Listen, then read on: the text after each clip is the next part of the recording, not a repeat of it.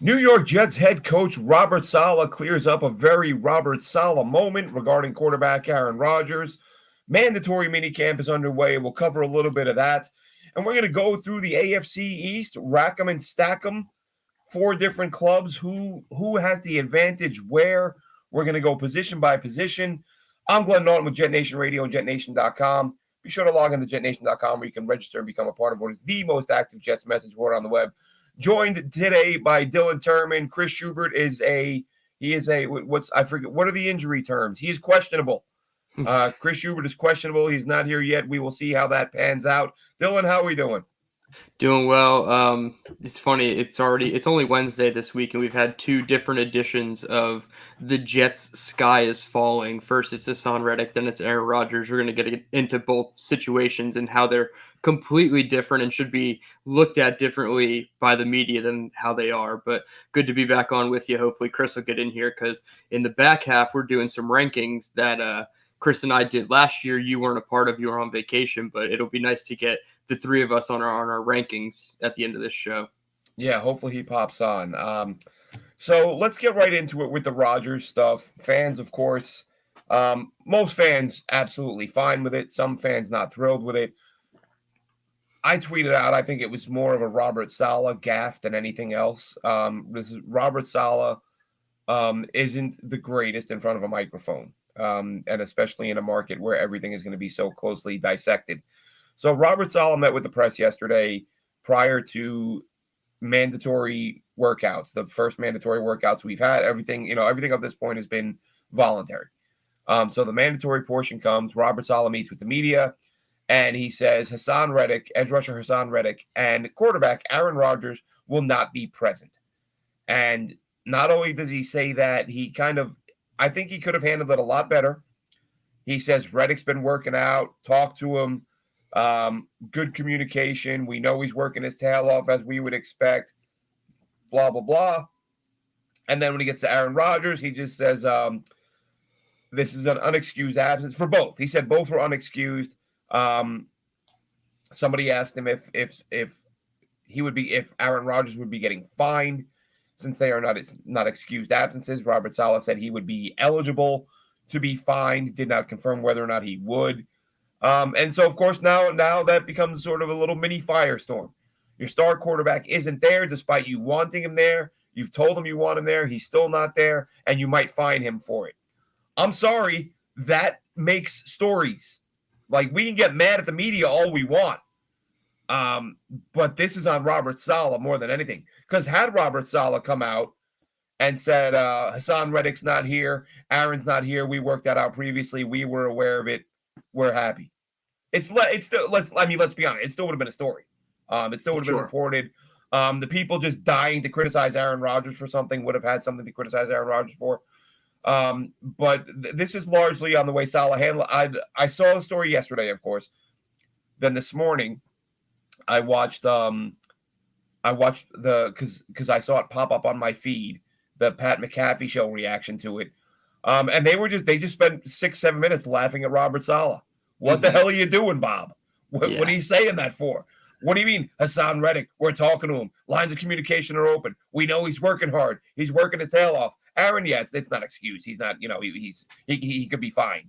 Like, you're creating this firestorm's probably a little bit harsh, but you're creating all the hoopla around this by not handling it well. I missed it today. Busy day today, Dylan. You just told me Saleh reportedly, sorry, I got a mosquito here. There you go.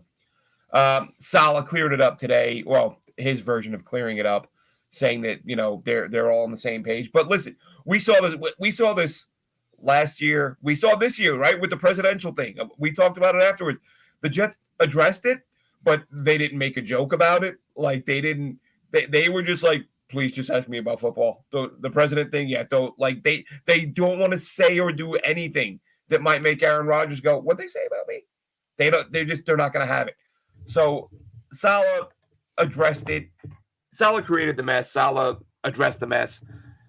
The only issue I have with, and not even issue, this to me is the first thing that the Aaron Rodgers haters this is the only football related thing, because we have the quote from last year. Everyone's got to be in. We got to get rid of the BS. Everyone's got to be on the same page. And then people, oh my God, he went on Joe Rogan. Oh my God, he did an interview. Oh my God, he was on a podcast. What about no distractions? All that stuff. I'm like, shut up. That's not football. It's still the offseason. He's going to do things. That's what, you know what humans do? Things. That's what he was doing. He had time off and he did some things. I don't care. But once you start skipping out on football things, then people there's going to be some credibility to say, I thought it had to be 100% in. I thought we had to be all invested. I thought this had to be the main thing. Apparently it's not the main thing, and that's fine. You kind of get that with Aaron Rodgers.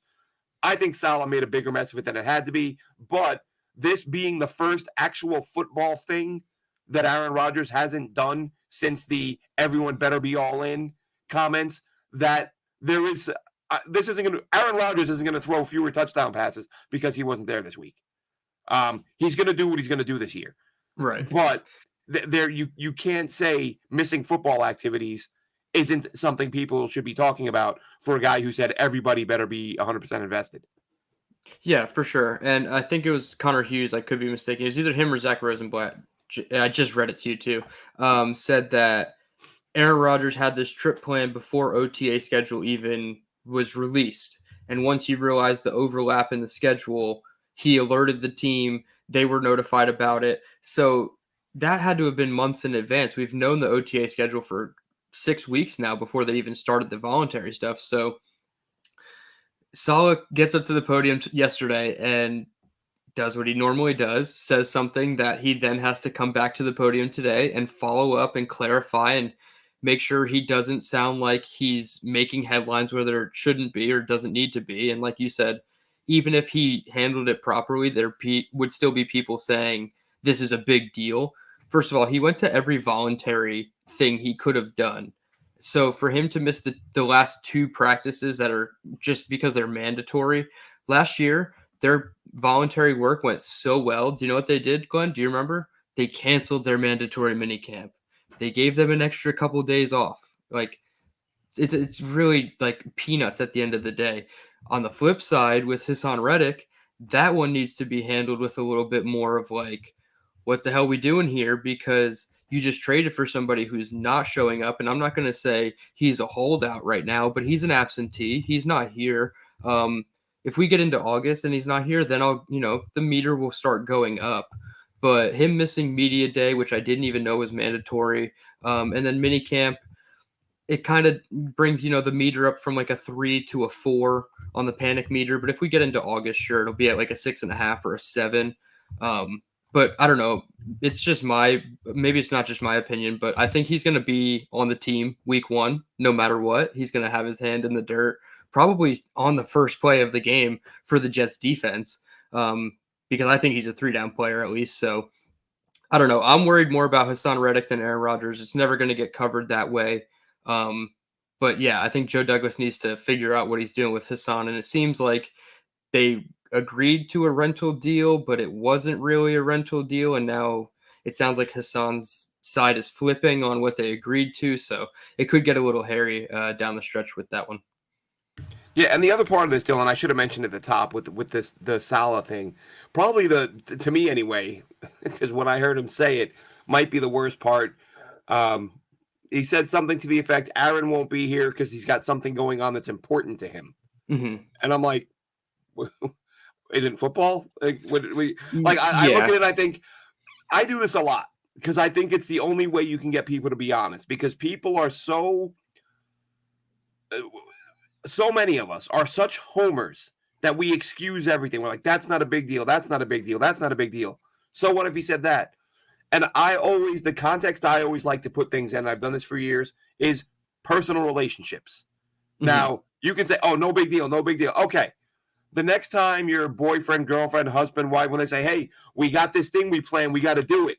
Try saying, I can't because I have something that's important to me going on. And see how that goes over. See if they're like, okay, yeah, that's not a big deal. I didn't know you had something important to you that you can't do this thing that we planned. Like, he couldn't have said it a worse way. Yeah. Like, he may as well have just said, like, look, we're not Aaron's top priority right now. He's got something important to do, so he's not going to be here this week. Like, that's the words matter. And again, I get it. It's not going to affect Aaron Rodgers.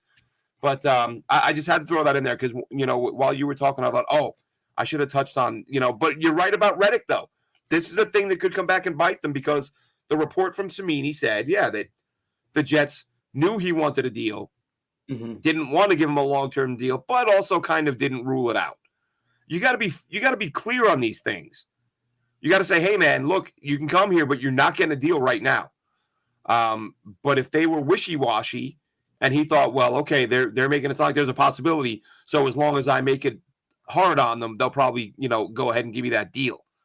And that obviously didn't happen. So, well, up to this point. And yeah, I think he'll be out there. But, the tricky thing, the only real tricky thing, we've talked about this, they don't have a lot of cap flexibility right now. And if he's looking for $30 million, which was the report, how are we doing, Alan? Who was that? It was Cimini. Yeah, Cimini reported that it was $30 million. That's a lot of money to try to create this late in the game. And they haven't signed Corley yet. Not that he'll command a ton of money. Corley will be $1 million or $2 million. But I haven't. Is already slotted. The cap, the cap number I looked at the other day was, or it's been a couple weeks now, but they had around $6 million, I think. Yeah, 6.2. I think it was the last number I saw a couple days ago. Over the cap. Yeah, 618. So basically 6.2. You got 6.1 million. That's probably going to drop down to about 4 when you sign Corley. Maybe let's say it stays at 6. We're talking pennies at that point. You have 6 million, and a dude on your roster who wants 30. And you want to carry emergency money into the season. I think that's very important. Like if you have a lineman go down at a spot and all of a sudden you need to sign somebody, like you need that flexibility too. So you can't just go into the season with $0.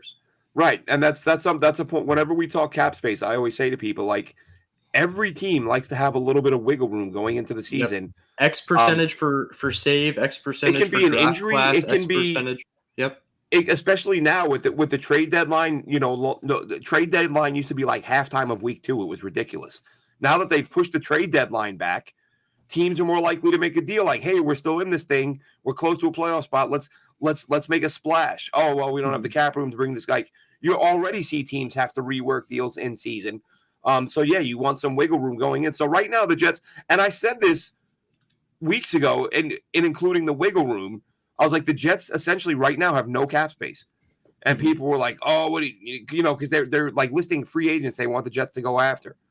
And I was like, if you look, this was pre-draft. I was like, by the time they sign their draft picks, they're going to have 0, meaning 4 to 5 million to play with in breathing room.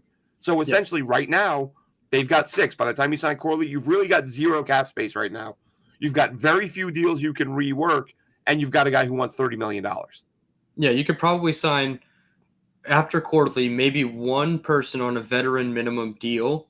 And then like, other than that, like you're really not touching that money at all. So they're basically in the basement in terms of money. So, I mean, Reddick, even if you want 25 million to work that into the budget, is going to be hard. I heard somebody suggest that they should just fully guarantee his deal for this year. I don't know exactly how much is guaranteed for this year, but if that's something that makes him happy, give him fully guaranteed 14.5 and then play for your next contract like the Jets want him to do. And then ideally, the Jets could re-up next year for a year or 2 with him, and that'll be nice. Or he walks in free agency and you hope to get a comp pick back. But I agree with the Jets in this stance. I was on Buffalo's podcast on Monday, and he asked me the same question, what do I do with Reddick? And I let it play out. He's under contract. Let it play out. He's a good player. He'll earn his money.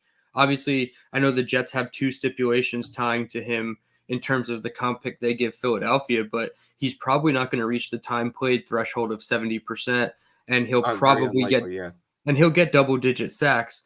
Honestly, even if he held out for 1 game, he could still probably get double-digit sacks. Yeah. So I'm not worried about the comp pick given back to him, but if he produces well on this contract, not only could he make himself money, but the Jets could get a better comp pick based on that money he makes. So yeah, Alan says in the chat, and we've made this point a few times when they've pursued guys.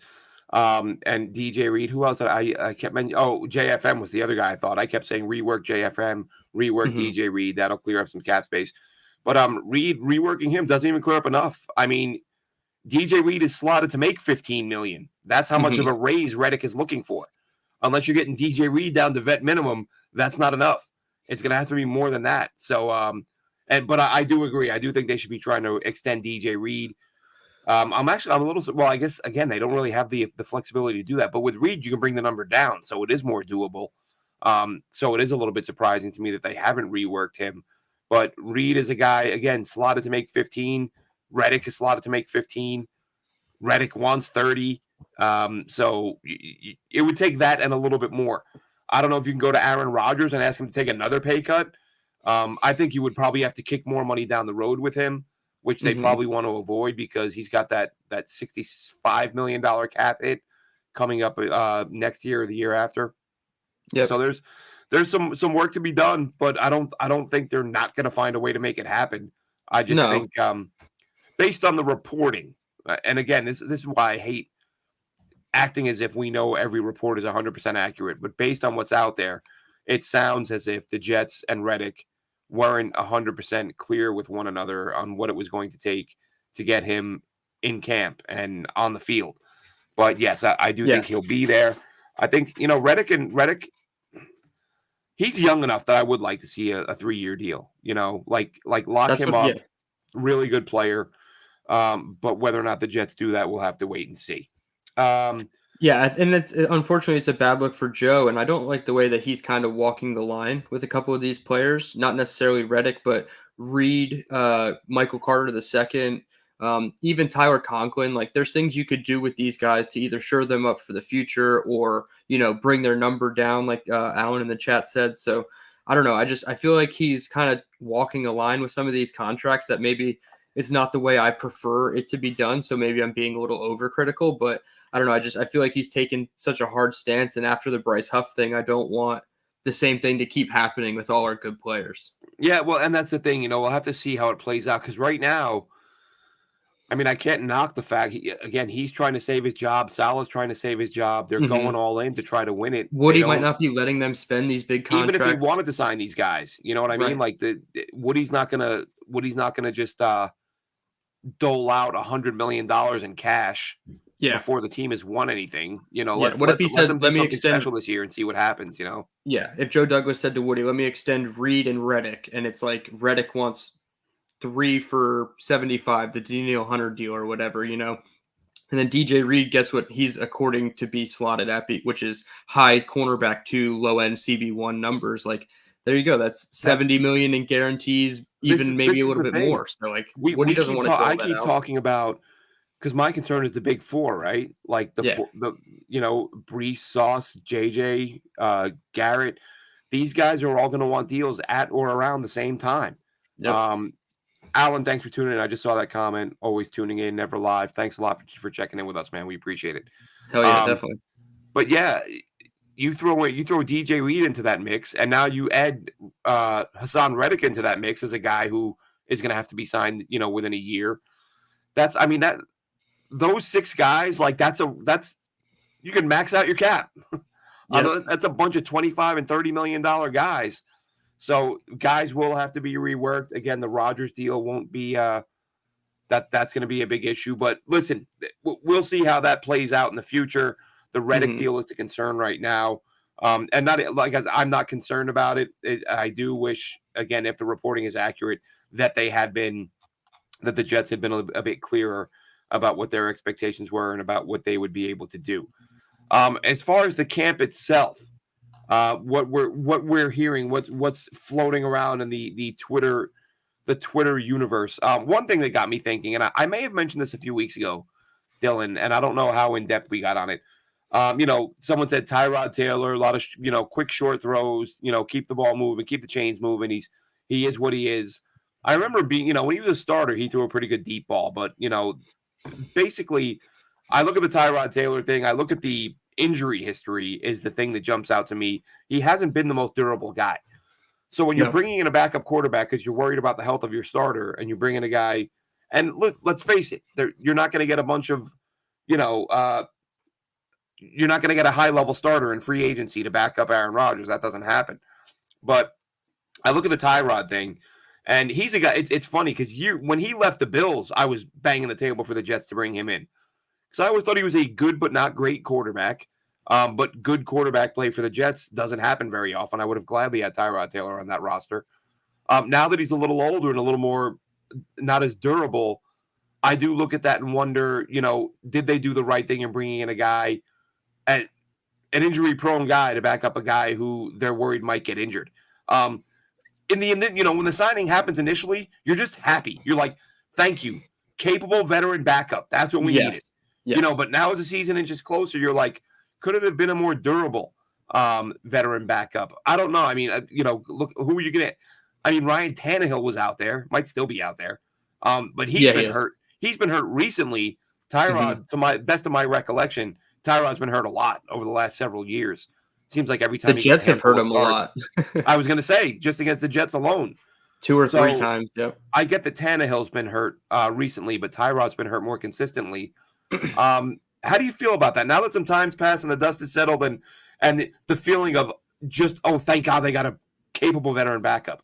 Now that that's cleared up and we can step back and look at it more objectively and say, is that the right move? I think based on some of the deals that these guys got that were in the same bucket as a Tyrod Taylor, like the Jacoby Brissett's, the Jameis Winstons, I feel like they were all comparable.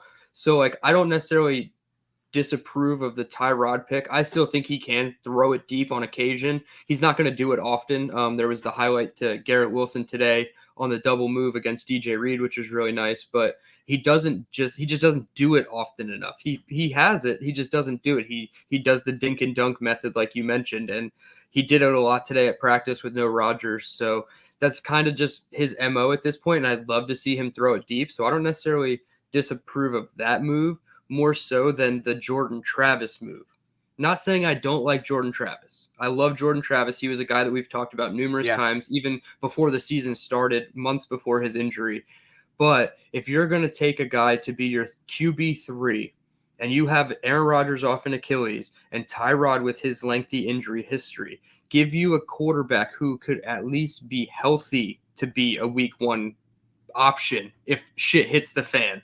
So I'm going to go back to it. They probably should have got Spencer Rattler. He went like 20 picks before Jordan Travis, and he could actually push Tyrod in camp as QB2. And that's not like hyperbole or anything. Like he that's could such open a good eyes. point.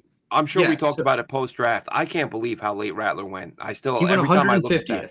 Like that does the drop from Nix to Rattler. Those were the quarterbacks that went Nix and then Rattler. So 12 to 150 was the drop. So you had plenty of time to get him, and that's what worries me the most. Is not only do you have a backup with lengthy injury history, but realistically, you want to medically redshirt Jordan Travis as much as you can this year. Like you don't want him to play at all.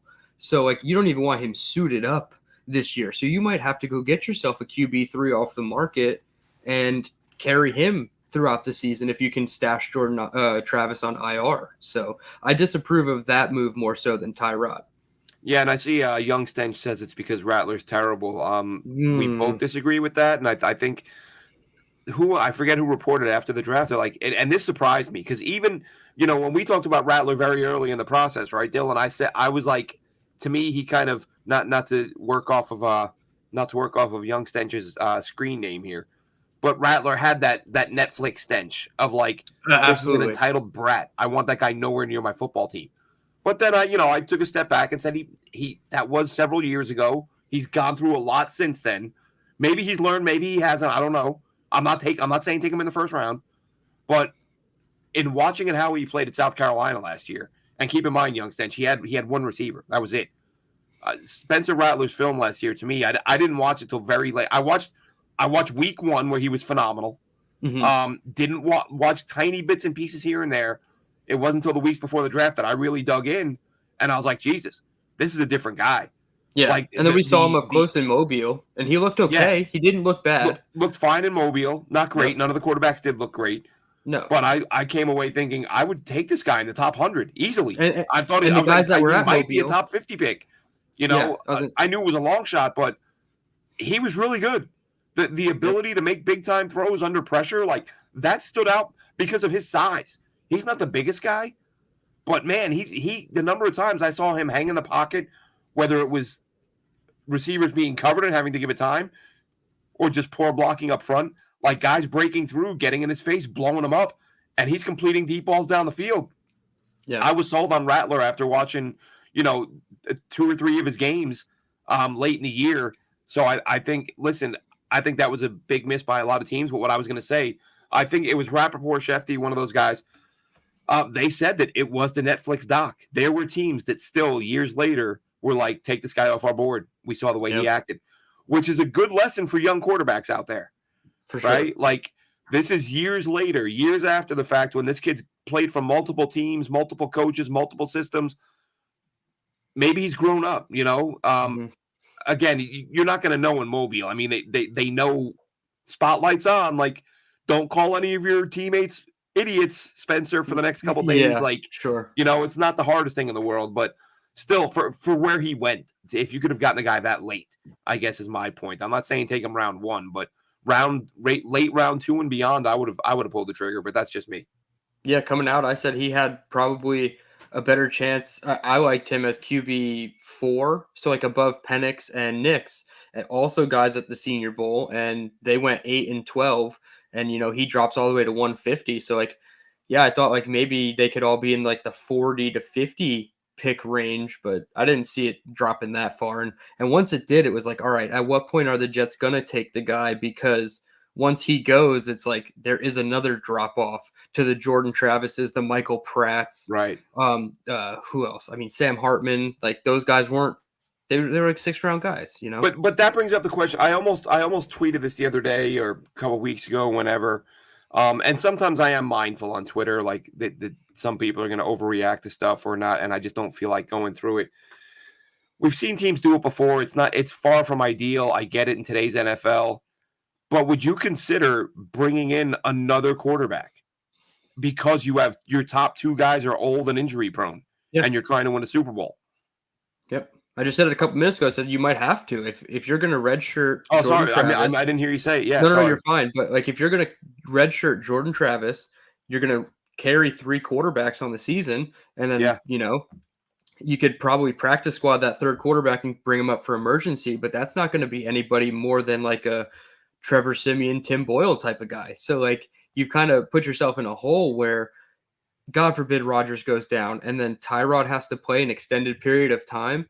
You need a viable backup because Jordan Travis should not see the field this year. Yeah, I think one. And it's not because he couldn't do it with the football perspective. It's his leg. I'm very worried about his leg, and like I want him to have the full recovery period that he can have and not be rushed onto a situation that is not conducive to him. It happened in like late November. It was right before the playoffs. So like he still needs time. Well, and I think the other part is that the mistake we saw last year that we won't see this year, if God forbid, if Rodgers or Tyrod were to miss time, I think they would use a pick and go deal for a guy. I don't think they would sit back again. No. You're only getting a backup, which makes it interesting. Like, what do you do in the preseason? Do you start this Andrew Peasley guy that they have on the practice, I think so. The play him. Camp Play roster? Anyone who's not any quarterback who's not going to see the field, play him a ton.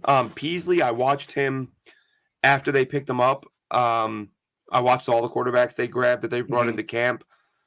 He looked like a UDFA, but Sure. I'm trying to remember now because I watched like 3 or 4 guys on the same day, and took notes on them, and I don't have them handy right now. But I think didn't have a. There were 2 guys who were similar, and I don't want to mix them up. But going off memory, he threw an accurate ball, ran well, not great, but he ran well enough to keep defenses honest. Could use his legs pretty well. But again, small program, undrafted guy. I would have no problem. I'm so big on player development. I love get guys on the field, play guys. Obviously get your starters some reps. Robert Saleh, get your offensive line a little bit of cohesion, in the preseason. But that's why I enjoy that stuff, and I'd be all for like Tyrod Taylor. To me, doesn't need to take a snap any more than Aaron Rodgers does. Go with one or 2 of the kids. Rodgers and Tyrod. And, the other piece of this, too, Dylan, that probably doesn't get talked about enough, I remember hearing it last year, is it sort of league-wide, the at least what I've seen a few reporters say, is that teams are now treating these joint practices more like preseason games. Like that's where the guys you're not seeing on game day, that's when they're getting a ton of reps. Don't know why. Like, why wouldn't you? If you're gonna rep them. But it sounds like a lot of the guys we don't see in games are getting a ton of action in the joint practices, which I guess you could say a preseason game is basically a joint practice with a lot more fans and TV cameras there. Yeah, so guys, that's how they did are it getting last year some for work. sure. But I would hope Salah will, learn from not giving guys any reps at all last year.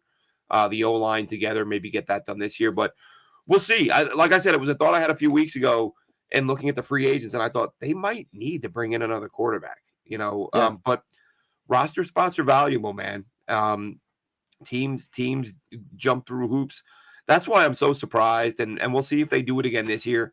I said it last year. I'll say it again this year. Give Ruckert your fullback reps and let go of Bawden. There's a free roster spot. There you go. For a quarterback, yep. And Ruckert has been better at the few reps he's had at fullback. He has been an absolute monster, just blowing dudes up. So he's been a better player than Bawden. And it's not like Bawden's playing 18, 20 reps a game. You line him up a handful of times, give those reps to Ruckert, and it kind of frees up some tight end reps if you want to carry whatever you want to do there. But there are ways to make it happen. The point I always make, Dylan, because when I've said that in the past, carry a fourth quarterback. Oh my God, you're an idiot. You're so dumb. Teams don't do that. No one carries 4 quarterbacks. Roster spots are too valuable, which roster spots are valuable. But I say it all the time. Almost every year, you've got 1 or 2 guys you carry who never see the field. So 2 years ago, Tony Adams, I'm trying to, who was it? Well, I mean, Jesus, unfortunately, because he sucked, but they carried Hackenberg for a full year and didn't play him. There's almost always 1 or 2 guys who are always on your 53. You're like, this guy's too talented to leave unprotected on the practice squad because he'll get poached, but he's not quite good enough to play yet. So he's going to be on the 53, but he's going to be inactive every week. And you could do Bryce that. Hall, like Bryce Hall types. Yeah. So there are ways to make it happen. We'll see what they do there. But let's get into these rankings, Dylan. Yeah, absolutely. Dylan and I went team by team, AFC East only, ranking every team by position group. I said to Dylan at the top, I said to him off the air, I'm doing everything I can to not be a homer, but I'm not going to apologize for the fact that the Jets have a lot of talent. And within their division, they are top 1 or 2 in almost every position group, at least in my mind. Feel free to disagree. There are some spots where I have them 1, but acknowledge they could be 2. There are some where you could flip them, where there's some arguments to be had. But right off the top, Dylan, let's go ahead and jump into this. Start off with quarterbacks, of course. I would think a good number of fans would have this the way I've got it. But what do you have for quarterback? So quarterback, as a reference point from last year, Chris and I did this. So I was looking at last year's just to see how different it would end up. And quarterback was one of the few positions that stayed the same. I think Josh Allen is better. He's obviously, younger. He's got the upside. Aaron Rodgers is a clear 2 in my opinion, though. And it's closer between him and Josh Allen than it is between him and my number 3, who's Tua. And then obviously Drake May has to be 4 for the Patriots because even though they have Jacoby Brissett back, that's not a great quarterback room. So I have Bills, Jets, Dolphins, Patriots in that order. Yeah, that's exactly what I have. I think, Tua, I'm up and down on him. I liked him a lot coming out. He is very accurate. You can't take that away from him. But I think there are, put it this way, I think there are a lot of quarterbacks who could be productive in that system with those receivers. I think they carry him a little bit. I don't think he's asked to do as much as guys like Allen or Rodgers will be asked to do. Of course, I have Allen, but the one caveat there, Allen turns it over a hell of a lot more than Rodgers does. So that, to me, that's what makes them closer than if you just say, athleticism, youth, touchdown, ability to score on the ground or through the air. Yeah, you're going to go with Allen. But then you look at Allen, like I don't have the numbers here, but if you looked at the last 3 years, well, of course, Rodgers had no turnovers last year, Dylan, phenomenal season. But no, if you look at the last 3 years that they actually played football and compared their turnovers, I would imagine Josh Allen would have a lot more turnovers than Aaron Rodgers. I should have pulled that up because I knew I was going to make this point, but I think anyone listening to this show is well aware of Josh Allen's turnover issues and the fact that Aaron Rodgers threw double-digit interceptions 2 years ago, and it was like the end of the world. Whereas for a lot of guys, that's half of the season. Yeah, I'm scrolling up through his career of Pro Football Reference to see how many 3 interception games Rodgers has had in his career. Because Josh Allen threw 3 against the Jets in week 1, and he's 3 turnovers for Josh Allen, 2 picks and a fumble isn't necessarily hard. Rodgers has only had 5 games with 3 interceptions, never 4, just 3 is the most, 5 times, twice in his rookie season though. So okay, I mean, this guy just doesn't throw multiple picks that often. Josh Allen, I'm sure he threw 3 picks at least twice last year. I would put money on it. He did it against the Jets. I'm sure you could find one more game in his stat log. So it's actually nuts if you look at Rodgers since 2017. He's never, only once has he thrown more than 6 interceptions in a season. Yeah. That's a weekend for a Jets quarterback. If the Jets have one of those weeks where they play 2 games in 7 days or whatever, that's it. There's your 6 interceptions. Aaron Rodgers, on the other hand, and again, the 12 couple years ago, he was playing with a lot of young receivers, a lot of rookies, guys he wasn't familiar with. And we've heard, from guys who have played with Rodgers, how complex and demanding he can be in moving guys around and needing you to be in the right spot. Mike Saunders says Josh Allen's overrated. Listen, if I was a Bills fan, I would be a little bit worried, because you wonder, has Allen hit his ceiling? But even more so, the bigger thing to me with him is how long before his rapid decline begins because of the beatings he's taken. Yeah, we saw it with Cam Newton, who was a dominant quarterback, but just he took such a physical beating. He went from being an elite quarterback to like middle of the pack in the course of a year and a half. Yeah, I think it was Bleacher Report. Somebody wrote an article like choosing a player from each team to be the kickoff specialist, like the kickoff returner with the new rules.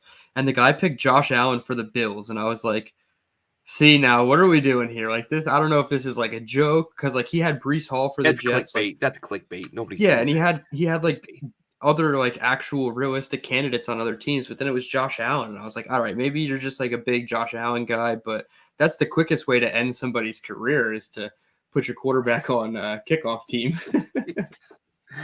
Oh man, the things people will say. It's summertime, right? The heat's getting to them. Yeah. All right, let's go from quarterback to running back. This one's a little tougher for me.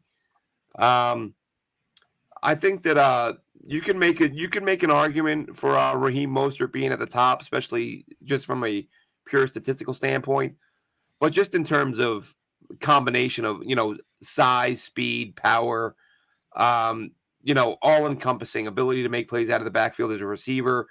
Of course, I'm going Breece Hall at the top of that list, and the Jets running back group as a whole. Dolphins, Bills, Patriots behind them. Yep, I have it in the exact same order. Last year I had the Bills as 1. This year I feel like they lost a little bit of depth now that Ty Johnson is their primary backup. And I like the Dolphins collective group, especially with Jalen Wright and Devon A-Chain in there with Raheem Mostert. I think they still even have Jeff Wilson. So like they have a stable of guys, but I mean, none of those guys are touching Breece. So I understand Raheem Mostert gets a lot of touchdowns, but Breece is just a difference maker. And then, the upside of Braylon Allen.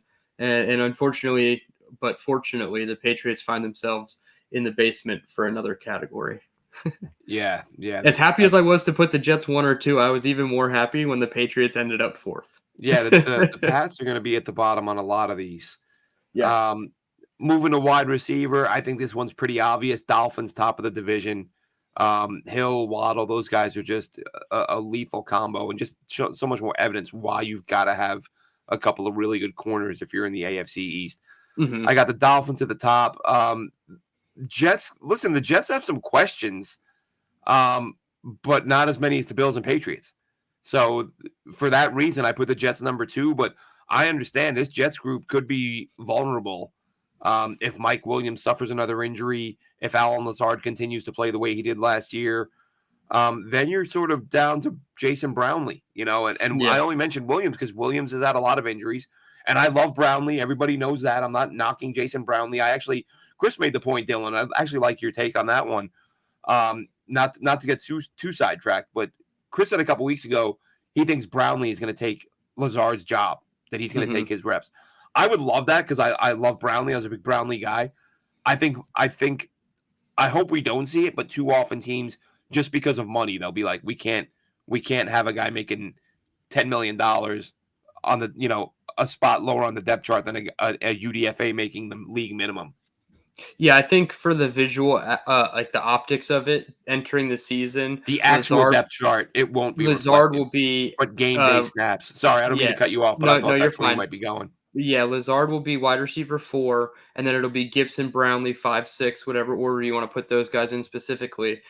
I just want to know, because this coaching staff does favor veterans. We saw it with Uzama as well.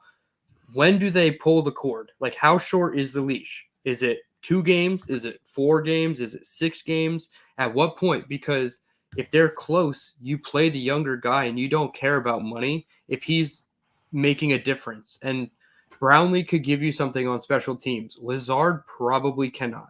So if you gotta just be honest with yourself. And with Coach Salah's comments last year about, well, we have him for another year and a half. I feel like that leash is about awkward. This big. He's got 3 years left on his deal. You're like, that dude's out of here next year. It's like, what? Like Lazard, if Lazard like kicks his soccer ball and it hits Rob Saleh on game day, like that might get him cut. Like that's how like thin I feel like he's on, and the media, is kind of like destroying him at practice. I'm not saying he's doing good and doesn't deserve to be shit on, but like they're not holding up on this guy. So like they're gonna ask him questions anytime he's at the podium. They're gonna ask him about his game. They're gonna this is New York, and I don't know if he's cut out for it, but I think he starts as wide receiver 4. I think did you see that tweet from him the other day? I didn't comment on it because I didn't see it. I don't try to be mean to players. Like if I'm not saying it to a dude's face, I'm not gonna talk. I try not to talk trash on Twitter. I might bust chops sometimes, but Allen Lazard might be the first tweet I've ever seen from him, and I'm like, dude, this is what you're tweeting. Oh no! That, like he was getting off a plane, somewhere, and he like lost his phone or something like that. And first thing you're like, oh, you probably dropped it. Like that's the first thing you think. And like, I only saw 2 comments. There was only 2. I saw it that quickly, and the first 2 comments were like, oh, you dropped it. Well, of course, people are going to say that. Like, it's literally what you're known for, and the only thing you tweet is that you lost something. So I just that made me laugh. I thought that was funny. Mike says the Jets' biggest question marks are the coaches, 100%. Two biggest obstacles for the Jets to overcome this year: injuries and coaches. We'll see what happens there. Yeah. So receivers, what's that? My receivers were 3 for 3 actually now. Dolphins, I have number 1 clearly, obviously. And even I know Odell Beckham doesn't move the needle a ton, but as your wide receiver 3, it only makes the number 1 team a little bit better. 2, I have as the Jets, and I feel like, again, the gap between the Jets and the next team, the Bills, is much bigger than the gap between the Jets and the Dolphins. Maybe I'm just a little high on the Jets. But then I have the Bills at 3 with Keon Coleman, Khalil Shakir, and Curtis Samuel. I mean, I don't love that group, to be honest with you. And then the Patriots at 4. I mean, you got guys like Javon Baker this year, Jalen Polk. They had Tyquan Thornton still. They have some guys, Demario Douglas. So like, I don't know. They're just kind of like a bunch of like Jags to me. So again, Patriots in the basement, Jets in the 2nd spot.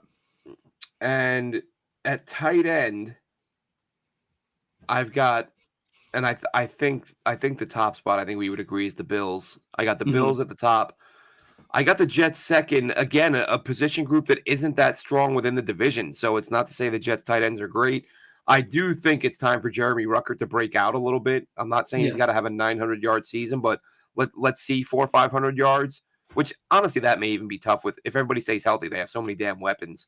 But let's see him get involved. Let's not see Jeremy Ruckert have another 40-yard season. But I like Ruckert a lot. Kenny Yeboah was apparently flashing early in camp, but let's not get too deep into the bottom of the depth chart, guys. So I've got it: Bills, Jets, Patriots, Dolphins. Yep. Again, 4 for 4 on offense. This is funny. We're gonna have some discrepancies here, I'm sure. At some point, we have to. At some point, but I feel like the offense is pretty chalk throughout this division. Bills number 1. You have a two-headed monster. Jets. Yeah, I like the upside. Rucker. I projected him to have 130 yards and 2 touchdowns, and like that would be awesome for him. I'd be really happy. The Dolphins, they don't really have much, and the Patriots have even less. So Patriots in the basement for me. 4 for 4 for the Patriots on their offense so far. Yeah, that's not great. Then now I had done it by tackle guard, and then I realized I left out center, and we were about to go live, so I just condensed it to O-line. Okay, cool. How do I you just have did it done? O-line. I Okay, did good. O-line, but then on defense, I did edge because the Dolphins play a different scheme. So Right. it's technically You their almost outside have to linebackers. because Yeah, I did edge and then D-line. So. okay.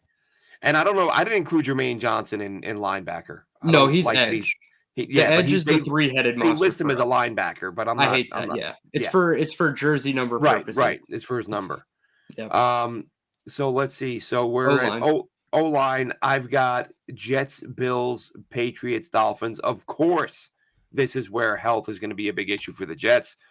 Tyron, but I also looked at the fact you took Fashanu, but you can't weigh it too heavily because he hasn't proven he can play, but you can't discount it either because he's a very highly touted prospect who's going to be backing up a guy who is almost certainly going to miss some games. Yeah, this is our first discrepancy. I have the Jets at 1, the Bills at 2, but I had the Dolphins at 3 and then the Patriots at 4. So I had every offensive category. The Patriots were in the basement.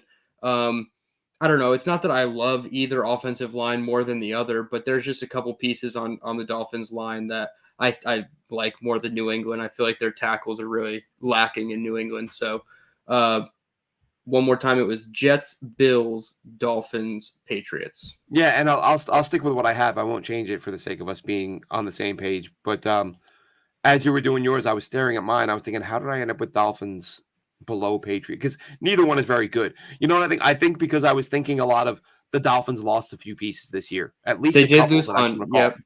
And I think that's what made me think I'm going to drop them to the below the Pats because they lost some key pieces.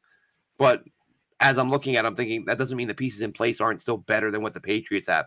So I held it against the Dolphins that they lost as much as they did, but that doesn't mean the guys they have aren't better than. Teron Armstead really helped out the Dolphins in this one. Exactly. And I know he That's can't what I mean. stay Like healthy, alone. but he can't stay healthy. But I feel like he moves the needle. Isaiah Wynn from the Patriots, Aaron Brewer from Tennessee. They still have Robert Jones, Austin Jackson. I felt like that was better. I mean, the Patriots have Chuka Okorafor as their starting left tackle. That does not sound pretty. Cole Strange and David Andrews have been their kind of consistent left guard at center. Saidi Sow as their right guard and Michael Wenu as their right tackle. So yeah, I'm not very high on that. He was the guy he was one of the guys they took last year, right? Last year in the 4th round, way earlier than people expected. He was like the first person that I didn't know in the draft. I was like, always New England. They always find that guy. I was like, who is this guy? Yep. All right, going over to the D line, we'll start at edge end. This one's a tough one because there's a couple of really good groups. I might be one of the strongest groups in the division. Yeah. I went with the Jets, but I would have no issue if someone put someone over them. I'm doing it largely based on the projection of Will McDonald. So I look at it and I think Will McDonald with the addition of Haason Reddick plus the guys that are already there. I gave the Jets the edge, but I wouldn't be shocked if they were the top group at the end of the season. Below that, I've got Dolphins, Bills, Pats. Okay, so I have Dolphins at number 1 because I feel like their depth is a little bit better than the Jets. They have a bit of a 4-headed monster. They don't even list Von Miller as a starter. It's Chubb and Phillips, who I think Jalen Phillips is still one of the best edges in the entire division, even with Haason Reddick. And then they have Von Miller, and there's one more that I'm missing. Oh, Chop Robinson, their first-round pick from this year. So they have a good core. So I picked them as number 1. But I have the Jet. I feel not to cut you off, but you may have taken a closer look than I did because I was going a lot of this off of memory. I feel like Chubb is one of those guys who had like 2 really big games and didn't do a whole lot outside of that. Yeah, a lot of his production came in like 2 or 3 games, like condensed, and then he had the really bad injury against, I think it was against the Jets late in the season. Mm-hmm. So he's going to be working back from injury. But I'm at this point, I'm kind of just saying everybody's healthy. We're all on a level playing field, Right. Because if you start calculating injury, you're just like, all right, well, everybody could potentially get hurt. Of course. So yeah, I think the Dolphins are number 1, but the Jets are right behind at number 2. I think they're 3-headed monster. Projecting Will McDonald to have 6.5, 7.5 sacks isn't crazy. And then you could have 2 double-digit guys in Jermaine and Haason. So I think they're the clear number 2 if Miami's 1. And then I have Buffalo 3 and New England 4. And I promise I'm not hating on New England, but like they just had 4s. Like this is where I stood looking at our lads. It's unfortunate, but this is one of the strongest groups in the division positionally, because the Bills with Russo, Epinesa, and I'm blanking now, but they got their guys too. They have a stable of guys. Yeah.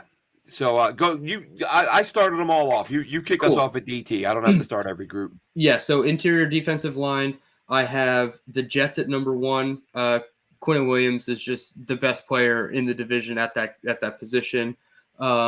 Ed Oliver, this is a difference because last year I think I had the Dolphins at 2 because of Christian Wilkins, but this year Buffalo's number 2 with Ed Oliver leading the way and Daquan Jones. And then I had the Patriots at 3 on this one. So the Patriots finally get out of the basement for me. And they have Devon Godshaw from the Dolphins, and they have Christian Barmore. And I liked that more than the Dolphins had. They had like Tahir Hand or Deshaun Hand and Tahir something. I forget his last name, but like they're just Jags to me. So I was like, all right, Dolphins go from 2 to 4 from last year to this year, but that's a lot due to Christian Wilkins being gone. So I have it Jets, Bills, Patriots, Dolphins. Yeah, I think the Wilkins, obviously that's a huge loss. Yeah, they got worse on both trenches. Yeah, that's which is huge for the Jets. That's what I was going to say. That's probably not being talked about enough. Mm-hmm. But as far as for my DTs, Quinnen, yes, is the best in the division. But because I don't know what to expect from Kinlaw, like Woods and Jefferson are gone. Like too many question marks for me to put them number 1. I think, but that it's one of those things where if they saw something they liked in Kinlaw, and I say it all the time, if you're going to knock people, you got to give credit where it's due as well. This Jets coaching staff has done a phenomenal job of developing young players. If they saw something in Kinlaw and they can get him to take the next step, then maybe they do vault to number 1. But for right now, I've got it Bills just, again, because of depth across the board.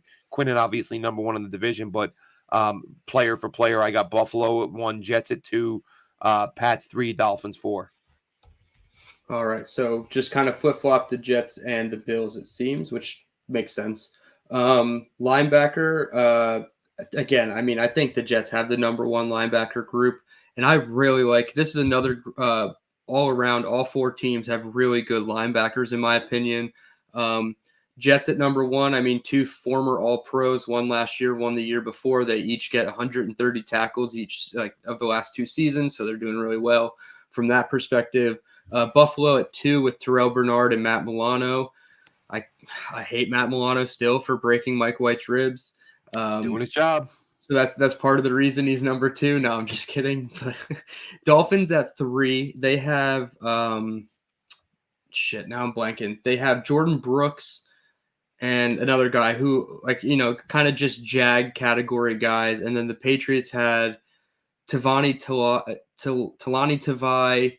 and again some other jag. So I was like, these guys are flip-flopped for the basement role, and I had to give it to the Patriots because anytime you can put the Patriots 4, you're just gonna do it. Yeah, why not? When in doubt, Pats in the basement. Yep. So Jets, Bills, Dolphins, Pats. I have the same exact thing, but this is another category.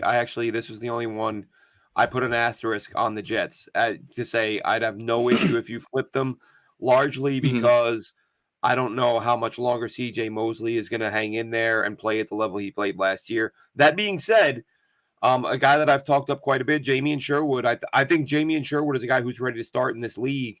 He's just behind C.J. Mosley. I think he played well last year when he was called upon. And Nick Faria, I believe it was the other day on Twitter, said that he thought Sherwood looked bigger and faster this year than he did last year. So, maybe he's taken another step. So I feel like the Jets have two guys who could both be good starting middle linebackers with Sherwood and Mosley. But the Bills, I do like the Bills tandem a lot. I was a big Milano guy coming out of college. I liked him. I wanted the Jets to take him, and he's been such a good player for Buffalo. So, yeah, I've got Jets, Bills, Dolphins, Pats, but I would have no argument if somebody wanted to flip the Bills and Jets. Yeah. Going through this, I think linebacker and edge were the two position groups that I felt, and we'll get to this one, cornerback, they're just very strong across the board for the division. Cornerback, again, Jets leading the way. Obviously, when you have back-to-back All-Pro Sauce Gardner, first 2 years of his career, you're going to be number one, obviously, and then you have DJ Reed, Michael Carter, even Brandon Eccles. If you go to the dime, like you have a very fearsome foursome. Dolphins, I have it two. Jalen Ramsey and Kendall Fuller is their opposite boundary corner, who is still pretty decent. And then I like Kader Kohu in the slot, so they get the number two just because I feel like they have a solid trio. Number three, I have the New England Patriots. They led the way by Christian Gonzalez. They also have Marcus Jones and Jonathan Jones. Marcus Jones was the one who returned the punt. Or no, it was Marcus Jones was the one who returned the punt against the Jets in that 10-3 loss. So they're number three for me. And then Buffalo coming in the last place. And to me, I didn't think they were going to be last when I sat down to do this. And then I looked, and last year they were third on my list. So this year they got way worse at corner.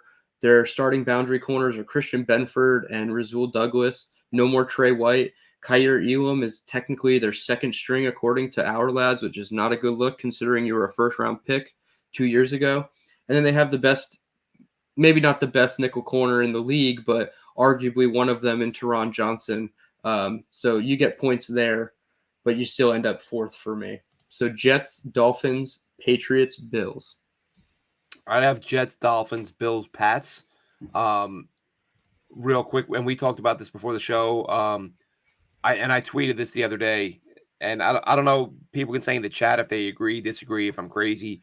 And I get, Sauce, DJ Reed, Michael Carter, that's an elite trio. I think you can make a case the number one trio in the NFL. There are probably 31 other teams who would love to have those three guys. But behind them, you have a bunch of guys largely who have never played. So there are some depth questions. Yes, Brandon Eccles has played some. It started 14 games a couple of years ago. But all in all, Quantez Stiggers, who we're very high on, who the Jets are high on, who you mentioned earlier, Dylan had a pick six in practice today. But then it's Tay Hayes, Miles Jones, Shamir Bartholomew, and Brandon Codrington out of NC Central. So these are small school, undrafted guys who haven't played in the league. That's a depth that they don't have. And I understand teams, don't carry 6 starting caliber corners. Sure. My only point is, if God forbid one of your starters misses some time, I get, and I guess I should give Eccles credit. For a backup corner, Eccles is fine. But beyond that, I feel like there's one or two open spots at corner, depending on how many they carry. And the guy that I was keeping an eye on was Miles Jones out of Texas A&M and Duke. Played his final season at Duke, played with Texas A&M before that. The biggest concern with him is injuries. You look at what he did in college, and he was his first 3 years at A&M, he was fine. He was durable, played 11, 12 games a year, had, a bunch of pass breakups, and then he got hurt, and then he got hurt again. And then he got, had the COVID exemption. So he ended up playing like 7 years of college football. Wow. Excuse me. But he's what jumped out at me was his size and the fact that Jets, and it could change, but they're still listing him at corner. I look at his size; he's 6'4", and he's still listed as a corner. We don't know where they'll actually play him. That could change. I don't want to get too in depth on a UDFA, but he was just a name that jumped out at me. And corner depth for me for the Jets is a little bit of a concern. But that top three group and having Eccles, who is a solid backup, you have some depth there. So I have the Jets at the top, Dolphins second, and then I have Bills, Pats, but I could easily flip those. I know you had Pats, Bills. Yeah, yeah. And I was just to follow up on your cornerback point. I think if you went into the season with 6 cornerbacks on the 53-man roster, I know they carried Hardy, so they might actually just carry 5. But if you carried 6, I'd say the Well, you said lead. carried, right? Yeah, if you carry 6 cornerbacks, Right. and No, like so last I year. thought you were saying if they carry Hardy, but you said they Oh, carried Hardy because they he's carried gone. Hardy last One, yeah. year as a 6th, so they might carry 5, but say they do carry 6. I was just gonna say, Alan put it in the chat. I would probably give the lead to um, Stiggers, Eccles, and then JBC because Well, JBC JB, we seemed don't to know have where he's switched to playing because I know if he's a safety, I don't know because of the move from Isaiah Oliver to and safety. Does that mean I he's a like corner? JBC at corner. Right. After they drafted him, I went back and watched some of his college film. He did a He really looked nice fine. job at corner. I Yeah. thought he did anyway.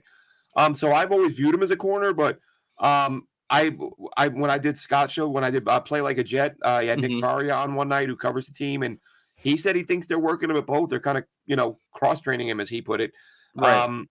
Kind of similar to what they're doing, with Isaiah going from corner to safety. And I basically didn't include JBC because I don't know where the Jets view him. Right. I would have had him on the list, and like I said, I do like him there. I would prefer him at corner, but the Jets have been working him at both. He only got like 6 reps last year or 4 reps, but I think they were all at safety. But yeah, I would include Bernard Converse if you're playing him there because I think he can be a solid corner, and I think he's one of those guys. There's a couple guys last year they drafted who didn't play, who I think might find their way onto the field this year. Yeah, absolutely. And Eccles, I mean, in the same vein as like a Jamie and Sherwood, somebody who could be playing more of a role this year. I mean, defensive injury luck the past 2 seasons has been very favorable Yes, for the Jets. So like not wishing injury on anybody, but DJ Reed misses 2 games. You got Brandon Eccles to play boundary. right. Michael Carter misses 2 games. You have Brandon Eccles to play in the slot. So I feel like he's number 4, solid. And then Yeah. Stiggers, they just love Stiggers so much they're going to give him I just as many opportunities to take that job. I mean, you've got to love Stiggers. The story is phenomenal. Preseason's going to be telling for I him. Like, I is he think ready? that is asking. He is so inexperienced. Yeah, Great. He played well in the CFL. Fantastic. To ask a guy to go from where he was just a couple of years ago hmm to having to start NFL football games, if he can pull that off, that's one of the best stories you'll ever see. I think he's a developmental guy. I think by next year, like he'll be ready to play. And I hope I'm wrong. I hope the kid is just a prodigy and he steps on the field and holds his own. Fantastic. But I just have a hard time looking at a guy who was like a fan-controlled fantasy football league like 3 yeah, years yeah. ago, and now he's going to start as a rookie. And you know what I mean? Like start games at some point if they ask him to. Right. That just seems It's a big like ask. I mean, unfathomable. It seems yeah, it's that's Hollywood stuff. That's stuff you make movies about. Um, seriously. and I don't. I mean, yeah, I'm just saying right now he's a guy who's never played a game. Don't know Yep. what you'll get from him. Might be fine this year, but I would think next year would be the time for him. But we'll see. Yep. All right, so moving on to safety. Unfortunately for me, the Jets could not get a clean sweep across the board defensively as the number 1 team. I have the Dolphins as number 1. I think that's kind of obvious. Javon Holland. They just picked up Marcus May, and I'm blanking on their other starter, Jordan Poyer from the Bills. Yep. So they're number 1 comfortably for me. I put the Patriots as number 2. Maybe that's just because I like Kyle Duggar a lot. I feel like he's I mean, obviously the Dolphins have horses, but he's arguably one of the best safeties in the entire division. And then they have Jabril Peppers across from him, which I mean, I don't hate or love Jabril Peppers. Then I have the Jets coming in at number 3. I'm higher on this group than I feel like most Jets content creators, and that's okay. I had Chuck Clark as like a top 17 player on my roster rankings. Ashton Davis, I've been his guy, since day one. And then Tony Adams, while I'm probably lower than most, I still like what TA brings to the game. So I'm excited for all 3 of those guys. I still think you could go and add one more guy, but with the Isaiah Oliver, Jalen Key, Jarius Monroe from Tulane, like you have some guys that could be good players. And I don't want to do the whole Trey Dean situation again, but like if Jalen Key or Jarius Monroe pop off in the preseason, can we not do this again where we have a safety that is a position of need where we just let the fourth one walk and then he becomes decent somewhere else? I know Dean hasn't, but Pinnock did, so I'd rather not do that. So I had it. Let's see, Dolphins, Patriots, Jets, and Bills. The Bills come in fourth, man. They had Taylor Rapp and Cole Bishop, who's a rookie. So DeMar Hamlin, great story, but like you don't move the needle. I'm sorry. Like they're in the basement. Yeah, I have the Jets last at safety.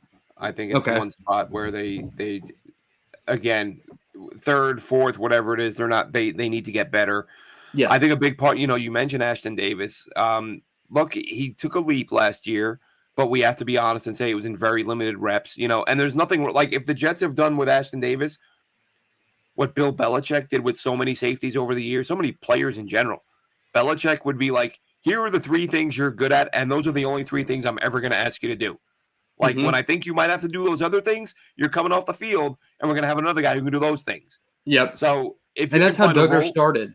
Yeah, and I'm not even saying that's what should or will happen with Davis. I'm saying I feel like that's what they did last year. They kind of picked their spots with him, but he played really well. So let's give credit where it's due, and hopefully, because, Robert Saleh said it a year or 2 ago, and hell, I've been saying it for forever. Too often teams are impatient, and they like, you got to be great right away or you're gone.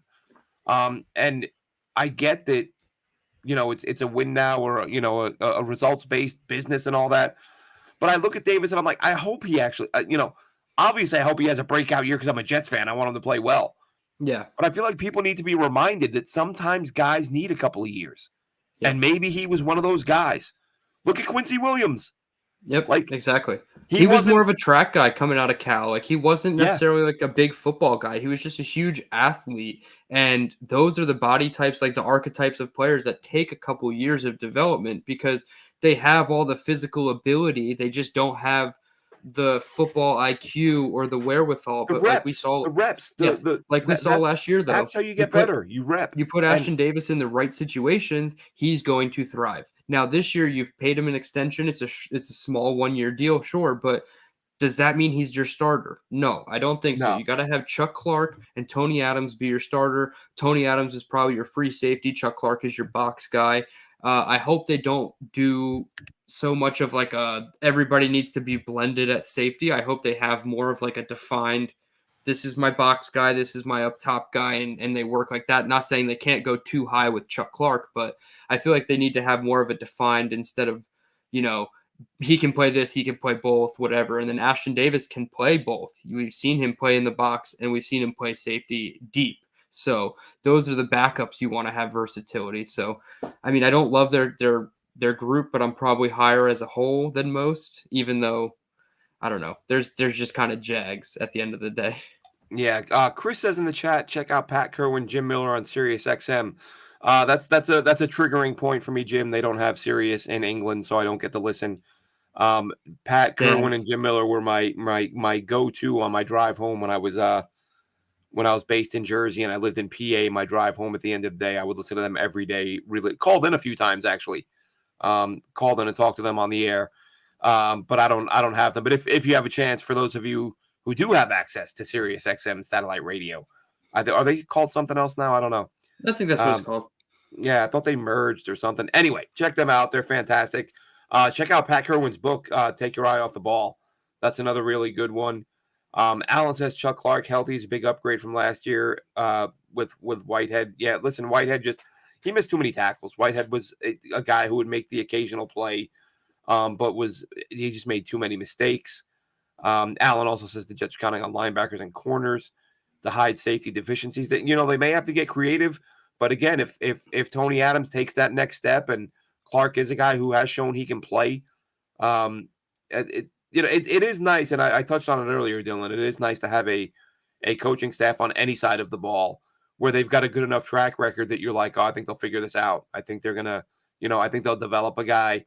Who did I want to mention earlier? We were talking. Oh, Al Blades from Duke, another UDFA. Yes, yeah. who they have listed as a safety. I liked him as a sort of, I thought he would be a day 3 pick at corner. He ended up going undrafted. The Jets grabbed him, and they have him listed as a safety. So just another guy. Just because, again, safety, I feel like It's there up for might be a, grabs. yeah, I was going to say there's not, and we've talked about this, right? There are not a lot of open spots on this roster. Like this team has enough talent that you could probably, it's not like years past where you can pick up, the past few years, if you filled out a 53-man roster, you could feel comfortable leaving like 10 spots blank for guys to make it. Or you might fill it, but you could find 10 guys where you're like, he's 10 on the bubble. battles, yeah. I don't think there's that many battles this year. I think, probably 47, 48 spots are solidified. Yeah. That's just At off the least, top of I my say. head, but might be 46, might be 50, but there's a not backup many open safety, spots. Yeah, a backup safety, a backup wide receiver. If they want to flirt with one more person on offensive or defensive line, like Right. those are the holes That's we're what it's going to talking come about down here. to. And they're not even holes. Like they're just like a crack in the boat. It's not a hole in the boat. There's a spot to be won. And I think safety is one of those spots. I think corner is another one because they don't have a lot of established depth behind the starters. Like, again, your corners right now behind your starters are Stiggers, who we know he's sticking, but he's never played a game. Eccles, who's your one proven backup. Behind that, Tay Hayes, Miles Jones, Shamar Bartholomew, and Brandon Codrington. Somebody's got to win a spot. So they don't have every spot accounted for there. Same at safety. There's some questions there. We'll see how that shakes out. But that pretty much, I think Did you do special teams? What's that? Did you do special teams? I didn't because we don't know what it's going to look like. I was just grading like kicker and punter and long snapper, so I didn't account for the return man. So that's probably best that we didn't. Yeah, because that's going to be. I think the league may have gone too far in correcting the lack of returns thing.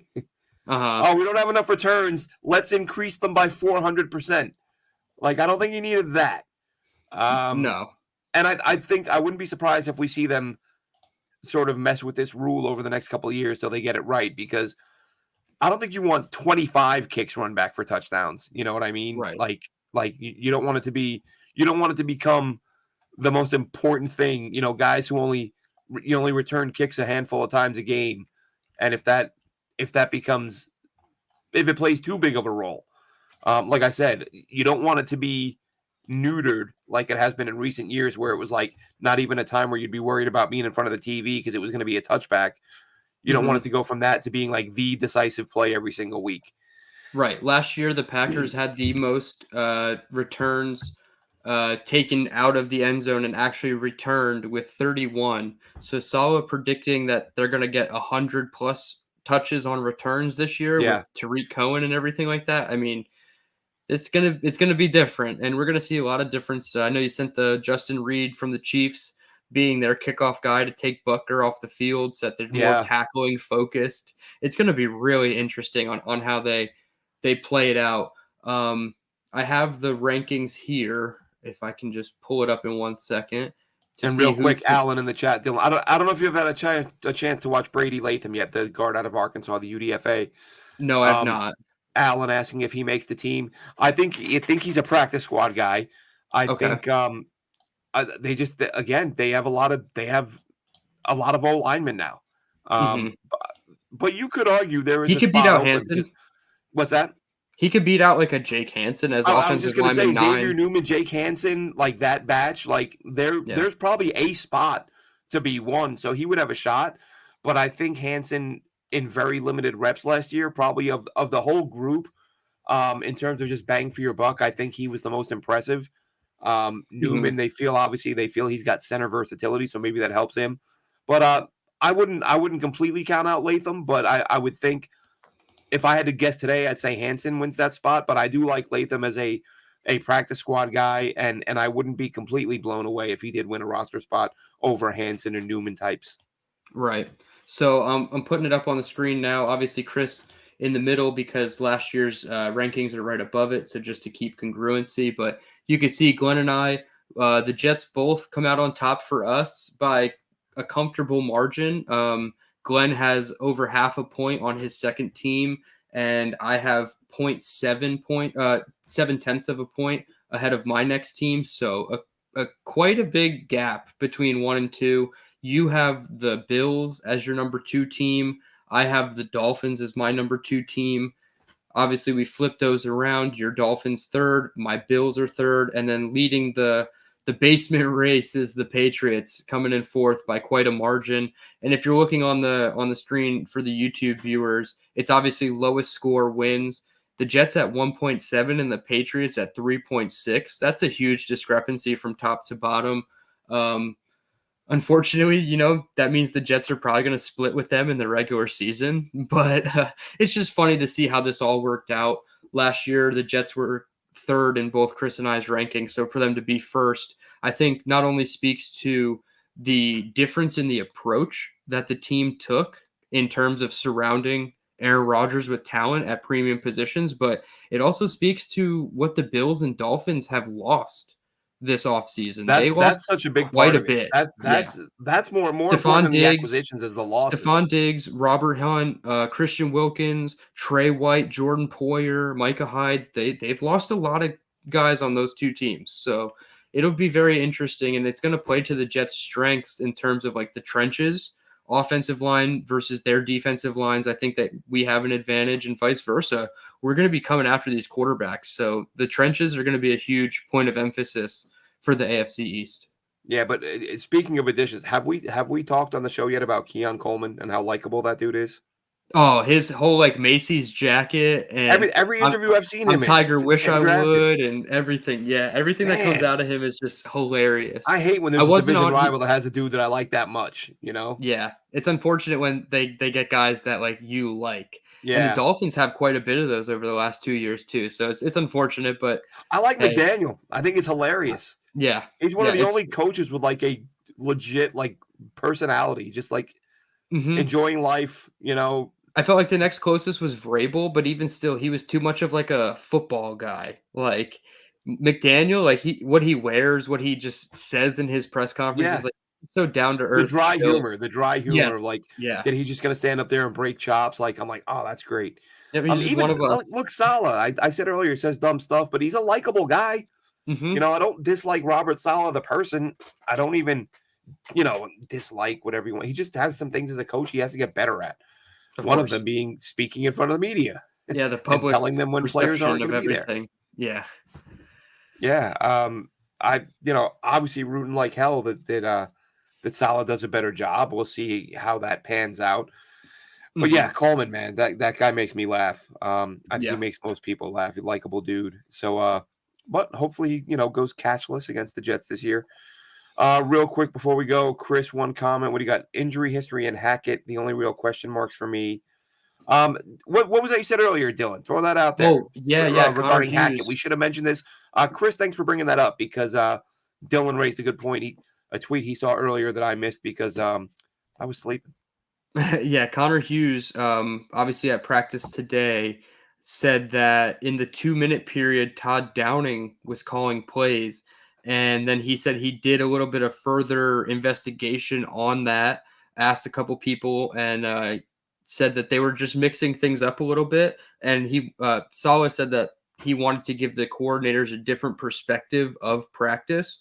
But if you're going to have Todd Downing, be a situational play caller, I think back to Aaron Rodgers' MVP season when Hackett was the situational play caller for him under Matt LaFleur. Not saying that they're going to have the same type of success, but it's also not necessarily a better thing, but sometimes when you have just Nate Hackett up there calling plays, things get a little skewed or whatever. So at least Todd Downing could bring in a little bit of a flavor or a different, spin on things here and there. So I kind of like the collective effort more so than just Hackett calls a play. Rodgers has the chance to audible it at the line of scrimmage. At least maybe he can get on a nice page with Todd Downing. So I like the idea of it. And if it happens in the season, that'll be cool too. Yeah. Anytime there's rumblings around Hackett, it's worth discussing because again, the team didn't deny the fact they tried to go out and get somebody this offseason. Yeah. That's like I said earlier, relationships, right? Like even if it's your buddies if you got like friends who you always do the same thing together, and they're like, oh, you're not coming today. We're gonna bring this other dude we met and just see how he looks in that role as the guy who the guy who buys the beer. We're gonna see how you're not going fishing with us this weekend. You're gonna be like, hang on a minute. I don't think things are going so well here. Like they just told me they want somebody else doing the thing I normally do. So not a great look for him, but at least listen, give the Jets credit for thinking outside the box a little bit here and trying to maybe see what somebody else can do in that spot. Yeah. But that'll do it for this spot, for this episode of JetNation Radio. Thanks for checking us out, tuning in, listening in, chiming in. More next week, and we'll check in throughout the week if any news breaks worth covering. And but that'll wrap this one up, Jets fans. Again, JetNation Radio, JetNation.com, most active Jets message board on the web. Check it out. By the way, I think like once a year I mention, and by this point I'm sure a lot of people have tuned out. Give us some reviews. Go on wherever you listen to the podcast. Spotify, iTunes, all the other things out there. I don't know. Yep. I used to be an iTunes only guy. Now I'm a Spotify guy. But wherever you listen to the show, go on, review, say I'm dumb, fat, ugly, whatever, but, give us some stars. Yep. And, leave a comment on YouTube. It really goes a long way to helping us, pop up on your feed as soon as you open up YouTube. So we'd really appreciate any likes or comments. Yeah. Do things. Yep. Like people do in the off season. Do things. Have a good one, Jets fans.